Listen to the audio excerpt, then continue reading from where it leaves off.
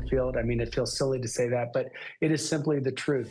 Tonight, a city on edge. About the ducks and the cats, I'm a crazy cat lady in my town, and I'm not missing any. Everybody's present and accounted for. Springfield, Ohio, thrust into the national spotlight after Donald Trump's false claim about crimes committed by migrants. The mayor now saying they've received multiple threats sparked by the unsubstantiated rumors, as Kamala Harris and Donald Trump have dueling events in battleground states. Plus, doctors, drug dealers, and death. Who is responsible for actor Matthew Perry's death? We take an investigative look into the substance behind his loss, ketamine, and its connection to some of Hollywood's brightest stars.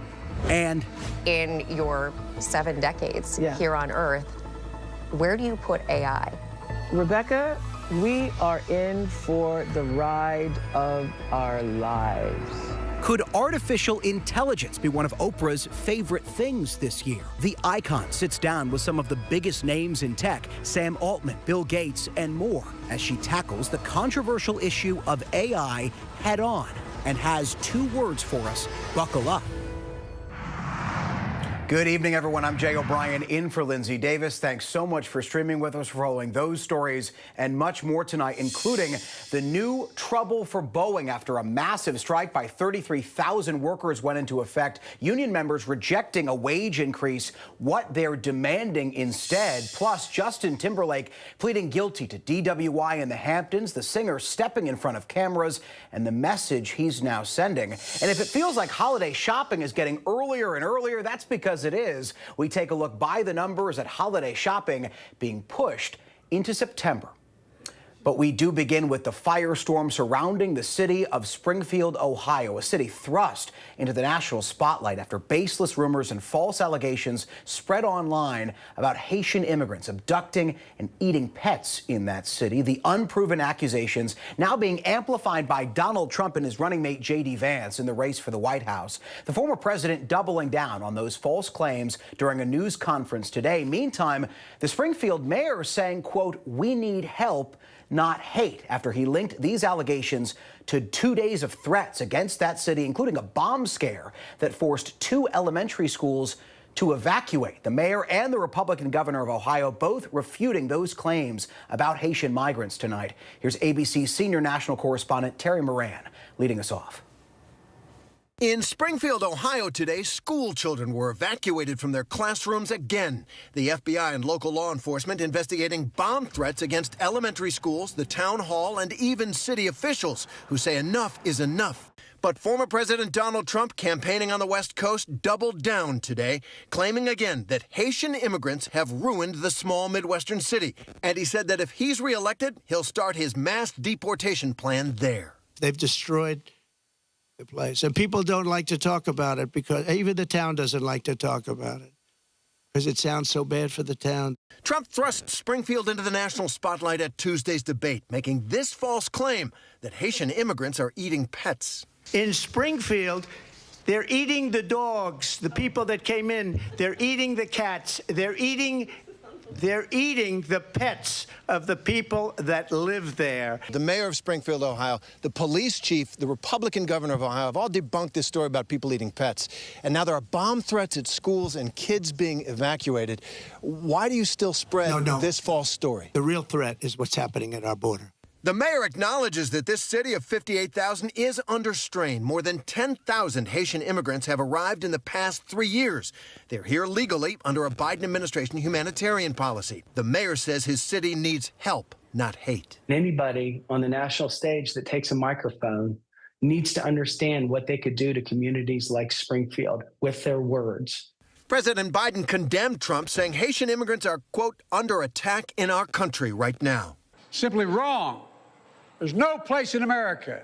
This has to stop what he's doing. It has to stop. Vice President Kamala Harris has spent most of this week in the critical battleground state of Pennsylvania. Campaigning today, she has not answered questions about the situation in Springfield. What's your reaction to the bomb threats in Springfield? She sat down for an interview with anchor Brian Taff from our Philadelphia station WPVI, who asked how Harris can convince undecided voters. Some people have a question, given maybe your current role as Vice President of the United States, how different you are from Joe Biden. And so I wonder if there are one or two spots, policy areas or approaches where you would say, I'm a different person. Well, I'm obviously not Joe Biden. And, you know, I offer a new generation of leadership, recognizing that at this moment in time, some of the stuff we could take for granted years ago, we can't take for granted anymore. For example, another plan that I have that is a new approach is to expand the child tax credit to $6,000 for young families for the first year of their child's life, because that is obviously a very critical stage of development of a child. And so my approach is about new ideas, new policies that are directed at the current moment. And also, to be very honest with you, my focus is very much in what we need to do over the next 10, 20 years to catch up to the 21st century. 52 days to go now until Election Day, and the candidates are going to be hitting those battleground states again and again. Kamala Harris, she'll be back in Pennsylvania next week, and Donald Trump, he'll be in North Carolina and Michigan. Jay? Terry Moran, my friend, thank you. Also in that interview with anchor Brian Taft from our Philadelphia station, WPVI, Vice President Harris shared what she would say to those who support former President Donald Trump. Here's that. On the appeal of the man you were running against, as you drove here today, you likely saw a lot of Trump signs. He has an historic appeal in this country. And as you are someone running against him and trying to understand that, I wonder how you distill it. What do you understand his appeal to be? And how do you speak to his voters, or maybe people who just share his values but are open to something else? I, based on experience and a lived experience, no. In my heart, I know. In my soul, I know that the vast majority of us as Americans have so much more in common than what separates us. And I also believe that I am accurate in knowing that most Americans want a leader who brings us together as Americans, and not someone who professes to be a leader who is trying to have us point our fingers at each other. Moving on now to the latest setback for troubled airplane manufacturer Boeing. Tonight, 33,000 aircraft workers are on strike as union members push for better pay, a move that's costing the company an estimated $108 million a day. ABC's Alex Perez is in Washington State speaking tonight to workers on the picket lines. Tonight, new concerns about possible ripple effects to the U.S. economy after more than 30,000 workers walked off the job at the embattled jet maker Boeing, America's single largest exporter. The machinists, a fifth of Boeing's workforce, mostly in the Seattle and Portland areas, on strike after rejecting a deal that included a 25% pay raise over 4 years, far less than the 40% the union wanted. Workers also demanding a return to pension plans. Everybody's upset. They didn't come up with a good package that helped the senior people for retirement. Dave Hendrickson, a 14-year Boeing employee, says workers deserve more. So how long are you willing to strike? As long as it takes. Tonight, production of Boeing's popular 737 MAX jet and its 777 grinding to a halt. The company now set to lose an estimated $108 million a day. This strike could potentially impact 1.5 million people who work at other companies that supply parts and services to Boeing. So this is a very big deal. It's the first strike at Boeing in 16 years and comes after a turbulent few years for the company. 2 fatal 737 MAX crashes, a door plug falling off a passenger jet mid-flight, and a problem-plagued Starliner spacecraft that left 2 astronauts stranded at the International Space Station. Tonight, Boeing's CFO says they're ready to keep negotiating. We want to get back to the table, and we want to reach an agreement that's good for our people. And Jay, you can see those striking workers on the picket line here behind me. They've been at it since about midnight. Now, both sides are eager to get back to negotiating, but it remains unclear when exactly they will get back to the table. Experts do not believe the traveling public will be impacted by this strike anytime soon. Jay?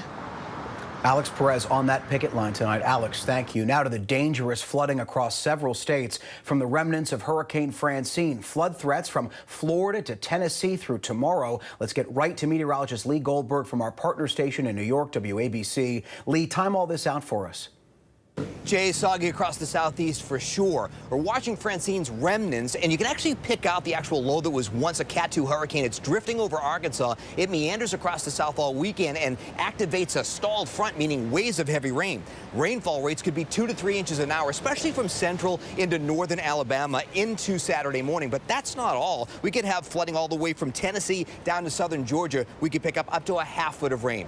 Turning to the tropics, Tropical Depression 7 became Tropical Storm Gordon during the day on Friday, but that's just going to be a fish storm and drift over the Atlantic. We're more concerned about developing low pressure off the southeast coast and off the Carolinas. It organizes by Monday and brings soaking rain to the mid-Atlantic, maybe some coastal flooding and beach erosion. Ultimately, some of that rain will finally break the dry stretch here in the Northeast. Jay?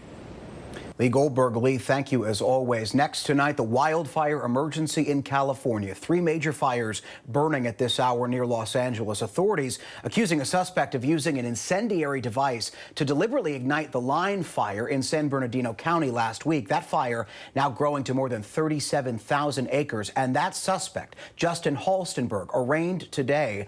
Prosecutors said he tried to start 2 other fires that same day, but the devices didn't go off. We move overseas now to the rare images from inside a devastated Gaza. Block after block of destruction seen near that strip of land along the border between Gaza and Egypt. Meanwhile, Israeli forces are showing huge tunnels they say were used to hold hostages and smuggle weapons. ABC's Matt Gutman visited the crucial southern corridor there that's now at the center of those ceasefire talks. Tonight, we toured the devastated strip of land in southern Gaza at the center of the Israel-Hamas ceasefire stalemate. This destruction here is absolute. This goes on block after block and hundreds of yards deep. We've not actually been able to see a building that is not completely destroyed. The IDF taking us along the Philadelphia corridor on Gaza's border with Egypt. Israel's prime minister claims this road is essential to its security. The road, freshly paved, a giant Israeli flag flying. Hamas wants Israel out. Israel says Rafah is honeycombed with Hamas tunnels where they allegedly held Israeli hostages and smuggled weapons. The IDF says this is one of 200 suspected tunnels that they found in the Rafah area. You can see how high this is, about 15 feet tall, built with concrete rebar. And the IDF says Hamas destroyed it on this end, unclear why. An estimated 1.4 million Palestinians have fled the city, neighborhoods ground to rubble. We're right near the tunnel where those 6 hostages were executed, but you can see the level of destruction around here. Houses completely gutted. We see snipers in the ruins and not far from where we are. So you can still hear the outgoing gunfire. You can see these soldiers taking up positions. The IDF says there is still ongoing fighting here in this part of Rafah. Civilians caught in the middle of this war. The IDF says it has defeated Hamas militarily here in Rafah, but in the process, turning much of the city into a hellscape. But the point is, Israel still went ahead and bombed that area despite knowing that there were dozens of civilians nearby. We have hard decisions every day. We're conducting them. Nothing is easy. Jay, the destruction we saw in Gaza today was breathtaking, and there's no question that the IDF has full control over the Philadelphia corridor and that southern part of Gaza. The main question right now is how long does Israel's Prime Minister Netanyahu order the IDF to stay there? Does that impact a possible ceasefire and hostage release? And when it's over, when they pull out, what will hundreds of thousands of Palestinians have to go back home to? Jay. Matt Gutman on the front lines tonight. Matt, thank you. Now to that war in Ukraine. President Zelensky wants the U.S. to allow the use of long-range missiles to strike inside of Russia. President Biden taking up the issue today in a White House meeting with the British Prime Minister. ABC's chief foreign correspondent Ian Pannell has more from Ukraine. Hi, Jay. We're outside the Mechnikov Hospital, which is one of the main hospitals receiving the war wounded, not just military, but also civilians, increasing numbers of civilians, in fact. This is all taking place here while this crucial meeting has been taking place in Washington, D.C. between President Biden and the British Prime Minister Keir Starmer. Amongst the many things they're going to discuss, I think number one on the agenda is the idea of loosening the restrictions that have been imposed on the Ukrainians on how they can use these ballistic missiles into Russia. At the moment, they can only use them in the border areas. What Ukraine clearly wants is for those restrictions to be lifted so they can fire them much deeper into Russia, trying to target Russian military sites. Now, at the moment, there's no indication that America is going to change the position on its weapons, but Britain certainly seems in favor of a more liberal approach. That's a phrase that's been used by a British official. And President Macron of France is on the record as saying that he thinks that French weapons could be used to basically target the sites which are used to launch attacks on Ukraine. He feels that that is fair. Meanwhile, Vladimir Putin has been responding, a pretty strong response, saying that any decision of this kind would effectively be the involvement of NATO, America, European countries in the war, direct war against Russia, threatening some kind of response without saying exactly what that is. Jay? Ian panel tonight. Ian, thank you. Developing this evening, a Colorado paramedic, convicted in the death of Elijah McClain, is being freed from prison. A judge ruled that Peter Shakuniak's 5-year prison sentence can be reduced, citing unusual and extenuating circumstances in the case. 23-year-old McClain was walking down the street in 2019 when police responded to a suspicious person report. McClain was injected with ketamine, which is blamed for his death. More tonight, a guilty plea and a warning from Justin Timberlake. The music superstar appeared in court for his DWI case in Sag Harbor, New York. Timberlake agreed to pay a fine and record a public service announcement about the dangers of drunk driving. ABC's Aaron Katersky has the story. You going this way, guys? Walking through a crush of cameras, Justin Timberlake strolled into court to plead guilty to a traffic violation. To resolve his DWI case. He emerged contrite and with a message. Even if you've had one drink, don't get behind the wheel of a car. His attorney said Timberlake had one martini in a 2-hour period at the American Hotel in Sag Harbor before he slid behind the wheel of a gray BMW, seen here in surveillance footage, blew a stop sign, and swerved into an oncoming lane. Police said Timberlake, known for his precision on stage, looked unsteady on his feet and smelled of alcohol. He refused a chemical test. This is a mistake that I made, but I'm hoping that whoever's watching and listening right now can learn from this mistake. I know that I certainly have. As part of his plea, Timberlake must pay a $500 fine, record a public safety announcement, and perform 25 hours of community service. I try to hold myself to a very high standard for myself. And this was not that. This was not that. Timberlake resumes his tour in about 2 weeks, Jay, to promote his latest album, but his next release will be this public safety announcement ordered by the court about the dangers of impaired driving. Jay? Aaron Katersky tonight for us. Aaron, thank you. A scary scene on the football field now. Miami Dolphins quarterback Tua Tagovailoa suffered his 3rd confirmed concussion. Many fans, along with some players and coaches, now suggesting he retire for his own health. Here's our Ariel Reshef with more. It was the moment millions of football fans had feared. Tua steps up, he's going to run for the first down. Miami Dolphins star quarterback Tua Tagovailoa taking a hit to the head after colliding with Damar Hamlin from the Buffalo Bills. His 3rd confirmed concussion in 2 years. Here it is again. Shot from Hamlin right there. Moments later, his hands appearing to seize, a sign of neurological trauma. Tua was able to walk off the field. But in 2022, he suffered 2 concussions. Down he goes. And was even carted off on a stretcher. Some former players now urging Tua to consider retiring. You got so much life to live. And for me, it's just sickening to see this man, seem like time and time again, being in that uncomfortable position.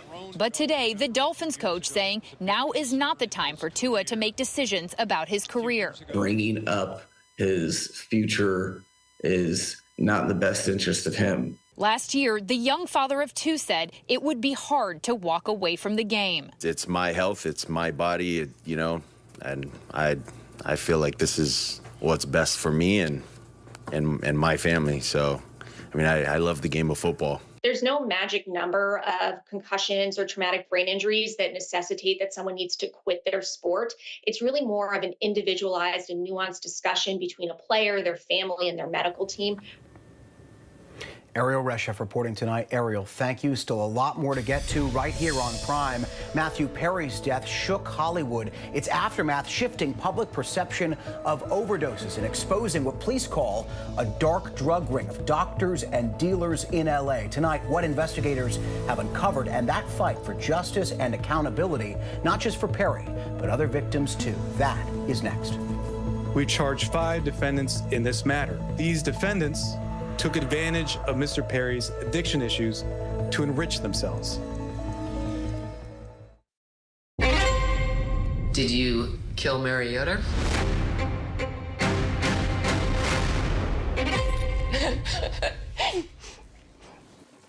Sorry. No, I did not kill Mary Yoder. So it was a normal day until Mary started getting sick. No one really knew what was happening. Her eyes just looked terrified. In less than 48 hours, my mom went from her healthy self to having died. This is a mystery. How did she die? They begin to do this autopsy. It's just screaming, toxin, toxin, toxin. Did somebody intentionally do this to her? When the tests came back, I thought, yeah, holy, are you kidding me?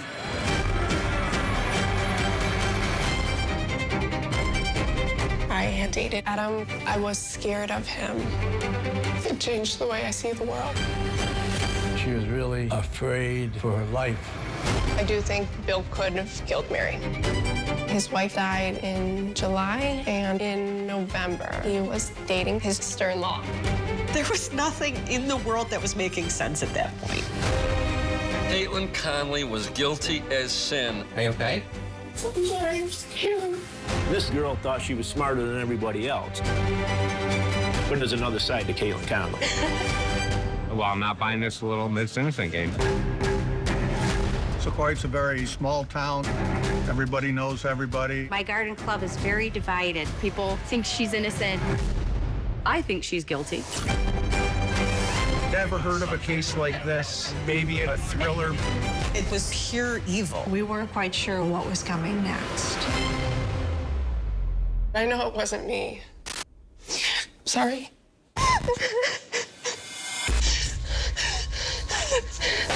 So, if it wasn't me, who was it? Little Miss Innocent. Passion, poison, prison. Only on Hulu.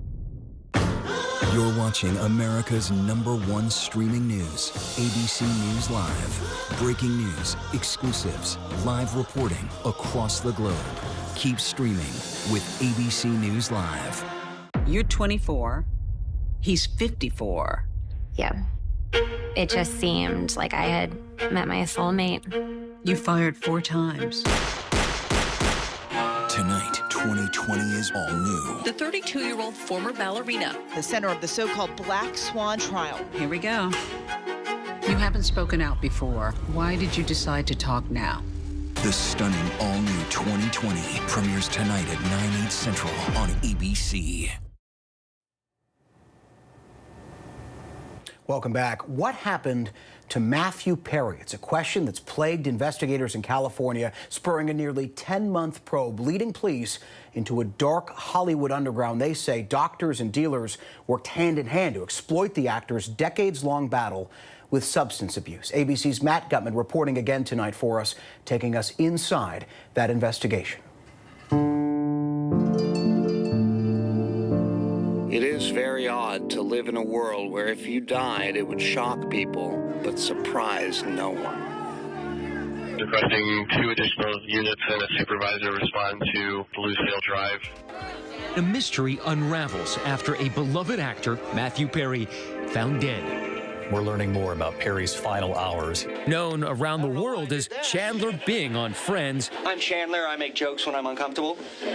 But in one of his last interviews ever, he told Diane Sawyer about the substance abuse disorder that would hold him in its grasp until the very end. How will we know when you're in trouble? and you're not okay. If I say I'm just going to chill alone at home tonight. Struggling with drugs, alcohol, and ultimately, in his final moments, ketamine, a powerful drug sometimes legally prescribed for mental health treatments. Perry's death igniting a sweeping multi-agency investigation into two separate drug rings. Matthew Perry sought treatment for depression and anxiety and went to a local clinic where he became addicted to intravenous ketamine. When clinic doctors refused to increase his dosage, he turned to unscrupulous doctors who saw Perry as a way to make quick money. Do you feel responsible for Matthew Perry's death? Now, less than a month later, disturbing details continue to come to light about what happened in Perry's final days. Another alleged victim, and who will be brought to justice. We're here today with our law enforcement partners to announce federal criminal charges related to the death of the actor Matthew Perry. His demise ultimately exposing an elaborate web of death, doctors, and dealers. Allegedly distributing at least 70 vials of ketamine, which cost Perry more than $60,000 in the final month of his life. 5 people, including 2 doctors and Matthew Perry's personal assistant, all arrested. Those involved now facing multiple charges in connection with the actor's ketamine death and face 10 years to life in prison if convicted. We charge 5 defendants in this matter. These defendants took advantage of Mr. Perry's addiction issues to enrich themselves. The defendants include 54-year-old Dr. Mark Chavez from San Diego. Do you have any remorse about what's been going on? 59-year-old Kenneth Iwamasa, Perry's live-in personal assistant, and Eric Fleming, a former movie producer turned drug middleman. 3 of the 5 immediately decided they were pleading guilty. They were working with investigators, flipping on the other 2. The alleged ringleaders are 42-year-old Dr. Salvador Plasencia, Dr. P. The indictment alleges Plasencia himself sold Iwamasa vial after vial. Prosecutors say that Iwamasa was getting the ketamine initially from Dr. Plasencia, but Iwamasa has no medical training. So he had to figure out and learn how to inject this ketamine into Matthew Perry, and that it was allegedly Dr. Plasencia who said, I will show you. Over 2 months, from September to October 2023, they distributed approximately 20 vials of ketamine to Mr. Perry in exchange for $55,000 in cash. Defendant Plasencia saw this as an opportunity to profit off of Mr. Perry. Also indicted Jasveen Sangha, whose customers allegedly dubbed her the ketamine queen. The 41-year-old posting photos on social media depicting her high-end lifestyle. And do you know why she was given the name ketamine queen? One can infer based on the fact that she sold 50 vials in 2 weeks to Mr. Perry, very large amount. Sangha and Plasencia both pleaded not guilty. What the indictment seems to show is that he was really a charlatan administering ketamine to Matthew Perry, who was clearly in the throes of addiction. That's what the government's alleging. Whether or not that's what actually happened, we'll have to see if it plays out. Jasveen Sangha's attorney, Mark Garrigo, spoke to Newsweek defending his client. I think all of these so-called urban legends that somehow my client knew Matthew Perry are demonstrably false. After the feds raided Sangha's apartment, they also say they learned of a second victim who died years earlier. That other victim was a person named Cody McLaurin.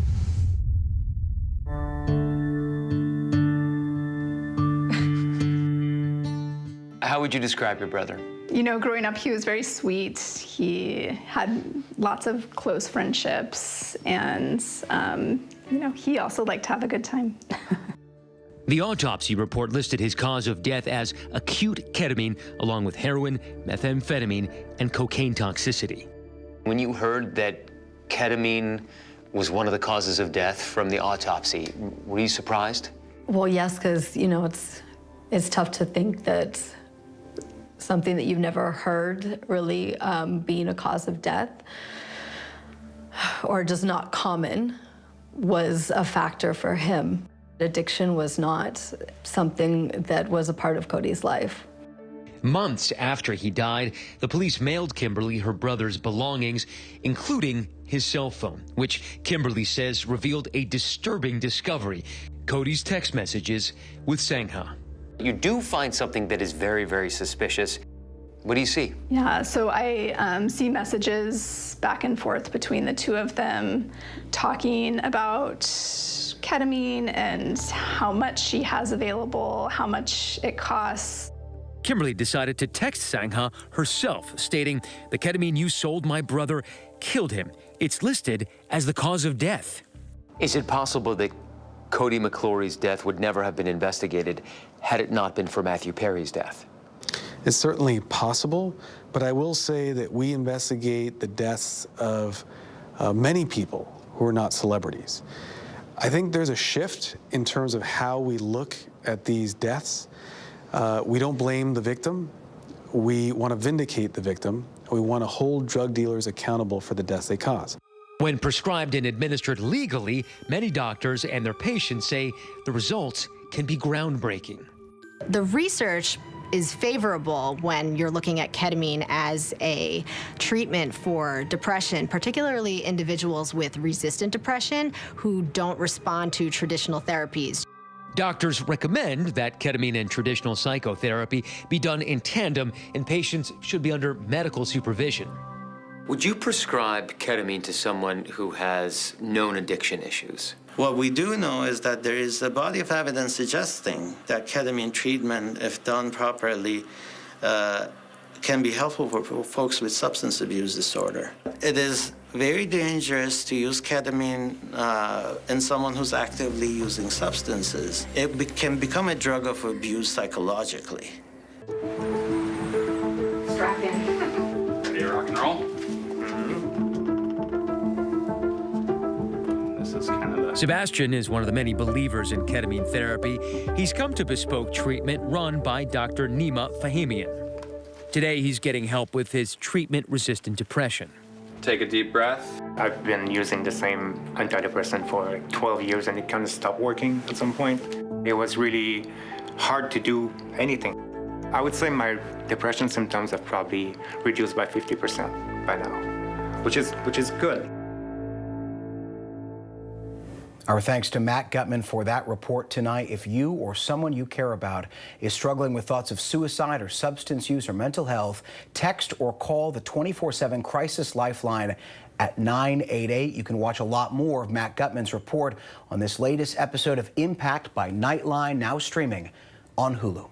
And there is still a lot more to get to for us here tonight on Prime. Coming up, it's the biggest night in TV. The Emmy Awards are this Sunday. We're sitting down with the stars who just might make history. And next, is it the season to start searching for that perfect holiday gift? You might feel it's too early, but new research shows people are already planning their presents. We take a look by the numbers.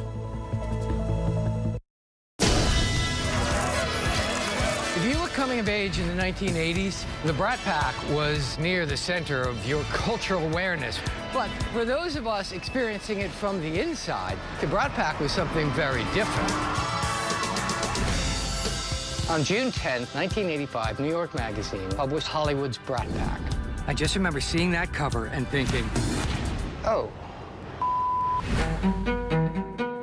From then on, my career and the career of everyone who was involved was branded to the Brat Pack. I'm really sorry that article had to come out. I've never talked to anybody about what that was like. So I thought it might be interesting to try and contact everyone who was in the Brat Pack. Hey, Emilio Estevez. This is Andrew McCarthy calling you. Hey, Allie. Hey, Demi. Hey, Molly. Let's call Rob. Hello. Judd? Me? You around? You were not interested in talking about the Brat Pack for years. I turned everything down. How come you're talking to me? Because you called me. It was time that we clear the air on a couple things. I love your stuff, Bob. Hey, thank you. I hated the Brat Pack for decades. What a disaster. If you could have the Brat Pack name not exist, would you? It really irritated me. They said, what's more important to you, the movie or your life? And I said, the movie, Andrew.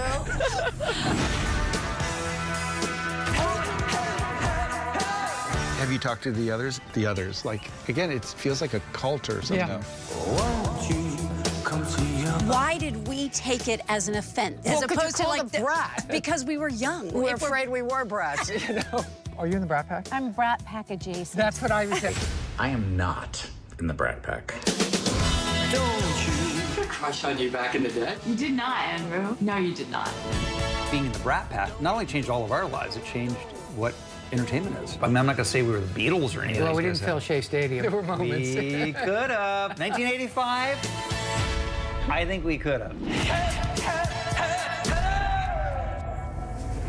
So what are you filming? Oh, we're just doing this documentary. What's it about? Ancient history. What Happened to Matthew Perry, now streaming on Hulu. Let's go. The ship is incredible. It feels like living in a science fiction movie. We just saw what no one has seen before. Wow, look at that. Oh my gosh. Well, dead ahead. Tag on! We are heading into the unknown. Hammer, hammer, hammer. It doesn't get any more cutting edge than this.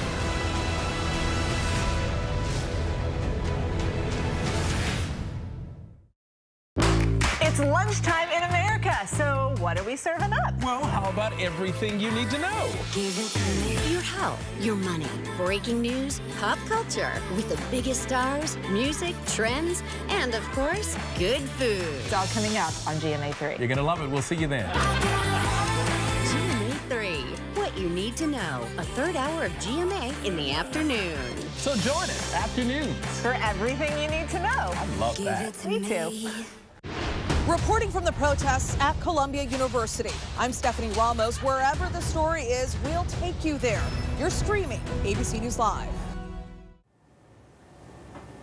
Welcome back. Is it ever really too early to talk about your holiday shopping plans? According to researchers at Bankrate, the answer is apparently no. A recent survey by that financial services company showing how Americans are already planning to spend their hard-earned dough this holiday season, and that is tonight's By the Numbers. Nearly half of those polled by Bankrate said they'll begin their holiday shopping before Halloween, and almost that many, 42%, said they do most of that shopping online. With many respondents citing inflation, only 1 in 4 shoppers said they plan to spend more this year than last year, and consultants at Deloitte agree this might be a slower year for sales, currently predicting a 2.3 to 3.3% increase, which won't come close to last year's 4.3% post-COVID bump. But still, Deloitte projects we'll spend more than $1.5 trillion between November and January this year. And what are the 2 most desired gifts for Christmas? According to one survey, cash and gift cards. 43% of folks said they'd be happy with just cash. Another 38% said gift cards will also do. And there was a lot more ahead for us right here tonight on Prime. Artificial intelligence changing our world before our very eyes. Our deep dive into that rapidly evolving technology with Oprah Winfrey, what AI leaders told her. Plus, conjuring chaos. It was Agatha all along, and now Agatha is getting her own show. Star Kathryn Hahn joins us to talk about what fans can expect.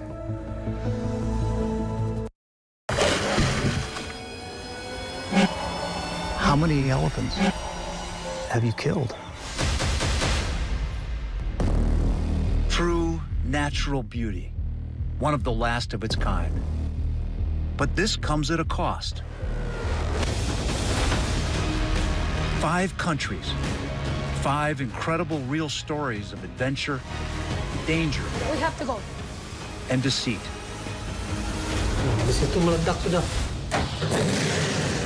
Where are we going next? We got this ongoing search for the animal we've been trying to find. These are the last lands. The national parks around the world that have to be saved.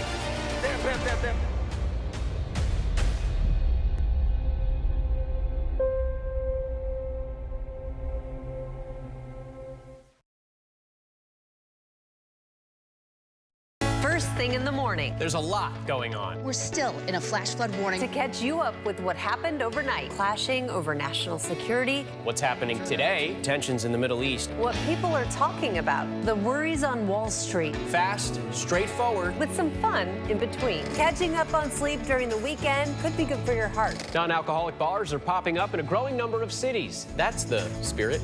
America This Morning America's #1 early morning news. on ABC News Live. You're watching America's #1 streaming news. Keep streaming with ABC News Live. ABC News Live, honored with 8 Emmy nominations, more than any other streaming news network. And ABC News Live Prime with Linsey Davis, the first and only streaming show nominated for Best Outstanding Live News Program. Thank you for making ABC News Live America's #1 streaming news. Why do so many people start their day here? From ABC News, this is Start Here. To be in the know and get a different take on the day's top stories. A lot of news today, so let's get into it. Listen now to the Daily News Podcast honored with 4 Edward R. Murrow Awards and see why the New York Times calls it a news podcast worth listening to. Start Here, ABC News. Make it your daily first listen. Now, that's a part of the story I bet you didn't see coming. Wherever you get your podcasts, Start Here. With so much at stake, so much on the line, more Americans turn here than any other newscast. ABC News World News Tonight with David Muir, America's #1 most watched newscast across all of television. What's good to watch, read? Where can I get a great deal on what I'm just dying to buy? Oh, it's all right here. GMA Life. Get the latest celebrity buzz, deals and steals, and the coolest lifestyle tips from GMA. I love that so much. Streaming weekends on ABC News Live. Welcome back. We all know Oprah. She's a deep thinker, a straight shooter, and really good at getting people to open up. But when she sat down with the superstars of artificial intelligence, Oprah says what they shared left her with 2 words of advice for this world. Buckle up. Here's ABC's Rebecca Jarvis. In your 7 decades here on Earth, where do you put AI? Rebecca, we are in for the ride of our lives. Oprah, known for her deep dives into cutting-edge topics, is now taking on artificial intelligence in an all-new ABC primetime special, AI and the Future of Us. Life for all of us is about to be very different. I know if I am curious about this, the other millions of people who are watching are feeling the same. The interview queen, who is in America's living rooms for 25 years, known for her ability to get to the heart of a story. I think that this is going to be so interesting today. Now using her talents to give viewers a crash course in artificial intelligence with the help of experts like OpenAI CEO Sam Altman, Microsoft co-founder Bill Gates, and YouTube creator and technologist Marques Brownlee. Let's see if we can do it. Okay. Generate speech. To the untrained ear, this sounds basically exactly like a recording of my voice. Yeah, it does. And even to the trained ear, it's pretty convincing. For me, this is like AI 101, AI and the Future of Us, is having people to think about it in a more profound way in terms of what we need to do for regulations before it's too late. Yes. Because already it's out there. It's out there. Everywhere. It's everywhere. What was your first encounter with AI? Well, I have to say I had no encounter with AI until my first conversation with Sam Altman. Just take me to 2035. I hope that in 10 years, all of us, we are limited by what we can imagine. We have this AI that can help us figure out anything. If you want to go build like a beautiful house, you can dream with the AI, you can figure out, oh, I want it to look like this, or do you have any other ideas, and architect this amazing thing. And then can you invent some robots that can actually build this house that we just imagined together? And after he was telling me about all the things it could do, I was saying, okay, don't be scared. Don't be scared. You can get the ChatGPT app. And my first experience was asking AI for Airbnb listings. It was miraculous to me that before you can practically finish the request, the answer has come back to you. When you use ChatGPT, do you say please?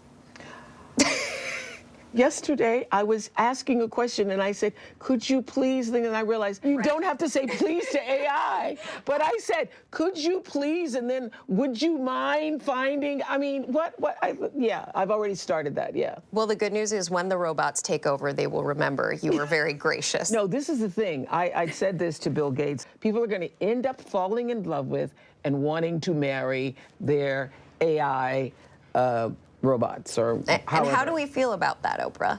I think that the evolving of humanity is just going to take another big leap that none of us had ever expected. While many embrace AI, 52% of Americans are more concerned than excited about it in their daily lives. As with all technology, bad actors see new opportunities for more sophisticated crimes, from deepfake scams to sextortion to cyber intrusions and more. FBI Director Christopher Wray issuing a stark warning. All Americans should try to be, more discerning consumers of information. It is incumbent on everyone in America to bring an intensified sense of focus and caution to the use of AI and how AI can be used by bad guys against all of us, but not to panic. I don't think this is a time for panic. What was your biggest question going into these conversations? What is the possibility and what's the peril? And so what I'm thinking is we need to get ahead and not wait until so many lives are impacted negatively. And I think because it's here and here to stay, we need to develop a new sense of muscle for discerning what is real and what is not. There are a lot of people watching right now who are probably scared and have never actually used it in a knowing way. I don't think we should be scared. I think we should be disciplined and have a reverence for what is to come, because I think it's going to change in ways that are unimaginable for the good. And just as there is for the good, there's the yin and yang of everything. And so we need to do whatever we can so that we are not in the same position that we are now with social media. Yeah. Now is the time. Oprah using the opportunity to ask AI leaders like Altman about guardrails and safety regulations. What kinds of restrictions do you believe should be put in place? A partnership between the companies developing this technology and governments is really important. One of the first things to do, and this is now happening, is to get the governments to start figuring out how to do safety testing of these systems. What surprised me about the conversation with Bill Gates and with Sam Altman is that they are surprised at how rapidly things are moving. And they also know that there needs to be some regulations. And my thing is, who's going to do that? Yeah.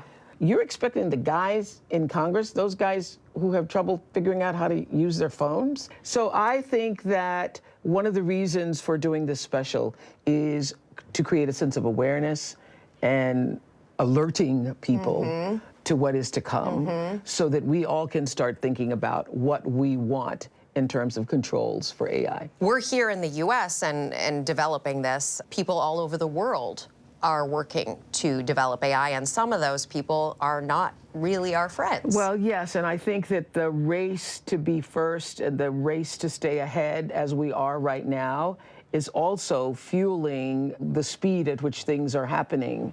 And, one of the reasons for providing this information is to get people to thinking about, what that race means for us as individuals, and do we need to slow it down? And how we even would slow it down if we could. And how we could even slow it down. I'm telling you, we need to buckle up for this ride. It's coming. Absolutely fascinating. Our thanks to Rebecca for that report. And for more on the possibilities of AI, the good, the bad, and what might keep you awake at night, AI and the Future of Us, an Oprah Winfrey special. It streams right after our show tonight at 8 p.m. Eastern, right here where you are watching this very program on ABC News Live. Now tonight for us, what better way to mark Friday the 13th than talking about witches? Disney Plus's newest series, Agatha All Along, takes viewers on an unexpected quest. Actress Kathryn Hahn leads the cast as the title character made famous in WandaVision for a failed power grab that left her without her dark magic. Our Ashin Singh spoke to Hahn about expanding Agatha's story for our series Streamline, taking you behind the scenes of film and TV series. I miss the glory days. She took every bit of power I had, but I can be that witch again. Well, the gang's all here. Let's hit the road. Kathryn, welcome. Thank you so much for joining us. Thank you so much for having me. Last time we saw Agatha, she still has some unfinished witchy business. What has she been up to? And what can fans expect in the new show? I would say that she has unfinished witchy business because she's a witch. And so if any business she has would be unfinished or no, it would be witchy. At the end of WandaVision, we see her being trapped by the Scarlet Witch in this kind of distortion spell in which she has lost her powers. She's kind of cast as the role she cast for herself in WandaVision, that of the nosy neighbor. And so at the beginning of our show, she's now trying to figure out a way out of this. She wants her powers back by any means necessary. She wants her former glory, and that a lot of that, of course, has to do with figuring out who you are. And she is helped along the way by this mysterious teen who shows up, and by this long, complicated, tortured relationship she's had with another witch, Rio Vidal, played by Aubrey Plaza. And so it's through those forces that she's able to, who knows, start her treacherous journey down the witch's road to get what she's always wanted. Yeah, you mentioned the on-screen dilemma of sort of figuring out who you are, but one of the unique things about this show is that Agatha is one of the lesser-known characters in the Marvel Universe, right? Yes. What was it like figuring out who she is, and how do you breathe life into that? I know, she's definitely she's like the first one of these characters that doesn't have their standalone comic. She kind of whittles and weasels between all sorts of different worlds. Like she touches in Fantastic Four. She touches it, like, so she's been a mentor, a nanny, a mother, you know, a foe. Like she's kind of all those things in all these comics. And so Jack Shaver, our writer, was really able to create this character out of that like stew of places we've seen her. So she really is like a combo platter of all those different facets of this one bird, this centuries-old witch that, you're right, I had certainly never heard of her. I don't think a lot of people have heard of her unless you're like, and like my hat's off, like a die-hard Marvel comic fan. I'm always so grateful for them. Do you feel like you get to chart your own sort of relationship with the fans and the audience because you're creating this new character on screen? I'm always incredibly impressed and want to hear this impassioned fan base, want to hear their thoughts and what they're thinking of, and like their hopes and dreams of the character and their theories, and because it's so fun to read them. Right. Yeah. You get to work alongside some legends in the show. I mean, Broadway star Patti LuPone. I just saw her opening last night. How was it? She's incredible. I mean, we've heard stories of you two singing together. I mean, I don't know if I'd say what I do singing together with Patti LuPone. I just try to stay above water. What was it like being on set with her for this show and working with the rest of the cast of your Coven? Oh, well, I mean, Patti is first and foremost like a theater creature. And so one of her number ones is just being an ensemble member. So she's so generous, so supportive, so welcoming, and then also so viciously funny. Like, viciously funny. So her energy really kept us all like, you know, vibrating on the surface. Like she's so fun to be around, especially with these kind of hours and this kind of like group mentality. She really kept the energy up. And everybody though, like it was a murderer's row. Like Aubrey and I had always wanted to work together. We were like ships in the night on Parks and Rec. And so this was we couldn't believe that this is the first thing we got to do together was in this really complicated, juicy, like a lot of history together relationship. And we really, it was very fun to go there with her. Catherine, I've got to ask you. Okay. How do you perfect the witchy cackle? Like, what goes into that? How many hours in the gym? How many hours in the vocal gym? Yeah. Hours. I didn't see my kids for weeks. And people would go by the garage and just, with their lawnmowers, and I'd have to scream, "Shut up!" Because there was nothing more important than the cackle. Can we hear it? No. She needs to be in her witch mode. She can't just do it dry. So fans will have to wait to tune in to actually hear it. 100%. I don't want to minimize it by just giving it not my all. I feel you. I feel you. It has to come from within. It's Agatha's. It's not mine.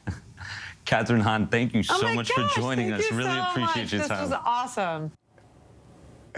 Ash and Singh, can we hear it? No. Our thanks to Ash and Catherine Hahn for that. Make sure to catch Marvel Television's Agatha All Along, premiering September 18th, with the first 2 episodes exclusively streaming on Disney Plus this Halloween season.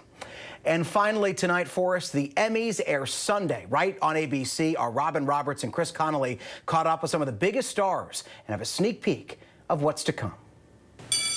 The 76th annual Primetime Emmy Awards. Now it is time to get this party started. A big night for Hollywood and for Disney. ABC's parent company earning a record 183 nominations. Fire everything right now! The Bear from Disney's FX with a record-breaking 23 nominations, the most ever for a comedy series in a single year. War is coming. FX's Shogun besting all competition with 25 nominations. Only Murders in the Building. Perfection. And Only Murders in the Building from Disney's Hulu with 21. Selena Gomez earning her first acting nomination for Best Actress. Actors are just people. Remember how nervous you were to meet me at first? I don't. Maybe you remember. But now look at us. Meryl Streep nominated for Season 3. So darling, my darling, look for the light. They played me this beautiful lullaby, and it made me cry. First time I heard it. And ABC's Abbott Elementary breaking its own record. Robin with Quinta Brunson. 9. Count them, 9 Emmy nominations, the most that you have gotten for the show. We do not do this for awards. We don't do it for nominations. It's always wonderful to have your work recognized in that way. And at 91 years old, comedy legend Carol Burnett could make history as the oldest woman to take home an acting Emmy for her role in the Apple TV Plus series Palm Royale. What is your advice to a first-time nominee? Well, of course, you're happy. Then, when your name's called, I've always been surprised. Really? Yeah, which I think is good, rather than saying, oh, I think I'm going to get it, and then be disappointed. It's always a happy surprise. Yeah. I used to practice the look. The look? Yeah, like you don't get it, so you have to be. Our thanks to Whit. ABC News Live will be streaming the Emmys red carpet on Sunday night starting at 6 p.m. Eastern, and you can watch the Emmys starting at 8 p.m. Eastern on ABC. That is our show for this Friday night. I'm Jay O'Brien in for Linsey Davis. ABC News Live is here for you all night with the latest news, context, and analysis. You can always find us on Disney+, Hulu, Roku, the ABC News app, and of course on abcnews.com. Have a great night.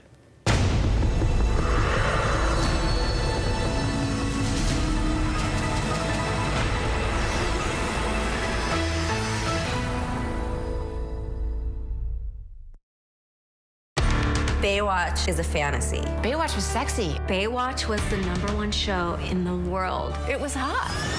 When you hear that theme song, I had no idea how much fun I was going to have. It was addicting. People were just hungry. They were eating that stuff alive. it was a wild time, and I was a wild chick. Everyone tuned in to watch the show because you knew you were going to see someone sexy. I mean, everybody was pretty.